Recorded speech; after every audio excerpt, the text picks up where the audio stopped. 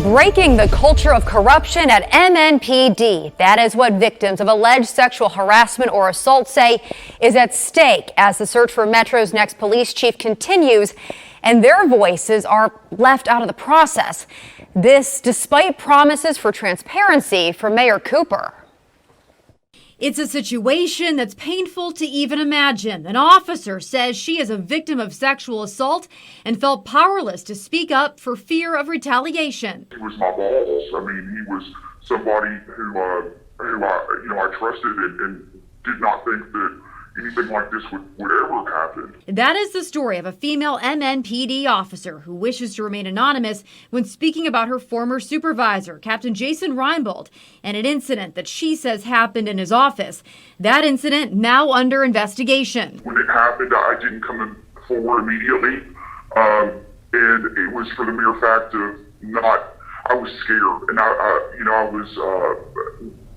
wasn't sure what was going to happen, if I would be fired, if I would be retaliated against. It's cases like this our Jane Doe worries will continue. The victims of sexual harassment or violence are not involved in the selection of our next police chief, despite promises from Mayor Cooper for systemic change and a voice for victims moving forward. They don't feel like Mayor Cooper is actually taking it seriously. They feel like it's kind of a show to make it look like, something is being done. In a press release, the mayor's office says it's assembling a review committee of diverse individuals with backgrounds in law enforcement and community oversight to assist the department as it scores and rates applicants. But so far, no details have been released on who is on that chief applicant review committee. Advocates say that is the problem. I think that the city deserves to know what the plans are. Who specifically do they plan on having there?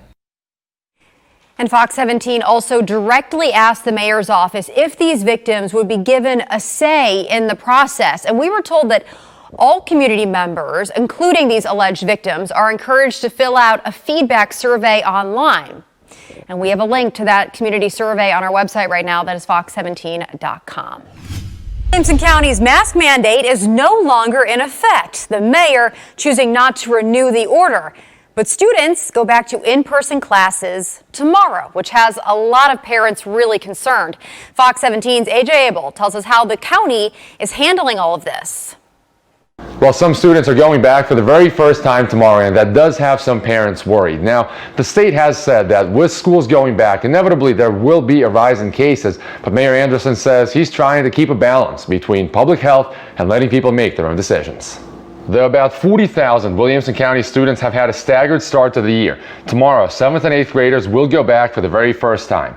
Kelly Tillman has 2 kids in the district who recently went back and says she didn't have many concerns about them going back to school. I really didn't. I was really excited for them to go back because they were so excited. She says the schools have a great re-entrance plan in place, and she's also not concerned about Mayor Anderson deciding not to extend the mask mandate. I hope they don't have to wear them, to be honest. I mean, I'm fine with us wearing them if a business asks us to, and if a teacher wants them to, go for it.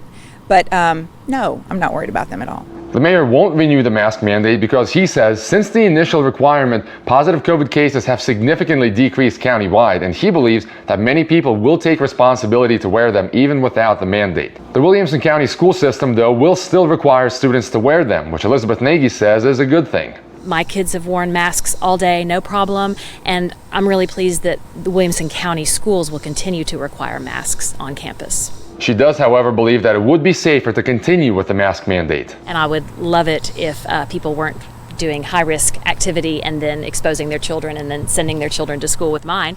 But again, I do believe that we've got protocols in place, and I think our teachers and staff are working so hard to make the school safe that I think we'll catch that before anything hopefully too serious breaks out. But some parents are frustrated. They say because of the decision to return in person, they've tried to switch their kids to online learning for the first semester, but they say that option is now full and it has a very long waiting list. Now, the district did issue a statement explaining the decision behind bringing kids back to school despite still having a transmission rate of above 0.5, but some parents say that statement is very convoluted. It also lacks any kind of justification, and we will have that on our website if you'd like to read it.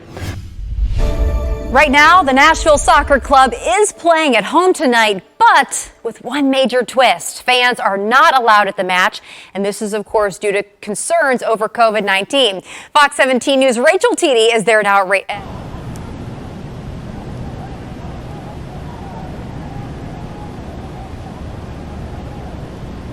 It is eerily spooky here, Nikki. People not able to come watch the game tonight. And one superfan, Soccer Moses, normally a staple at these games, but obviously his day looked a little bit different. It's game day for Nashville SC. The biblical Moses was known for wandering in the desert, but today, Soccer Moses, NSC's superfan, wandered over to a friend's house in Madison, overlooking not the Jordan River like his namesake, but the Cumberland. With the koozie in hand, Soccer Moses prepares to watch his favorite team in a very different season than he imagined. We always, we bring our koozies out and, all our scarves and everything, and try to do as much of a game day liturgy as possible. So while he watches socially distanced, the team plays in an empty stadium. Head coach Gary Smith says they haven't even been able to practice on the field because of COVID-19 or build the same relationships among the players. The training ground is a different place to what it looked like before COVID. Players are not allowed in certain areas together, if at all, during the day. The atmosphere just is not the same.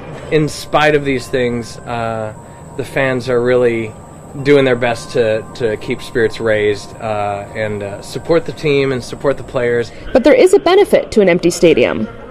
Defensively, it's kind of nice not having fans because you can talk super easily between your back line and your holding mids to kind of organize. So while NSC plays in a season unlike anything we've seen, the fans are waiting, hoping they can return soon. But in the meantime, our small little group of a few families in this pod gather and they tolerate this. Now, one thing to note, too, everybody on the field at the beginning of this game took a knee. The Jumbotrons went black, all for a moment of silence. But coming up in just a little bit, we're going to have your game highlights and an update on the score. Reporting live at Nissan Stadium, Rachel Teedy, Fox 17 News, your Code Red station.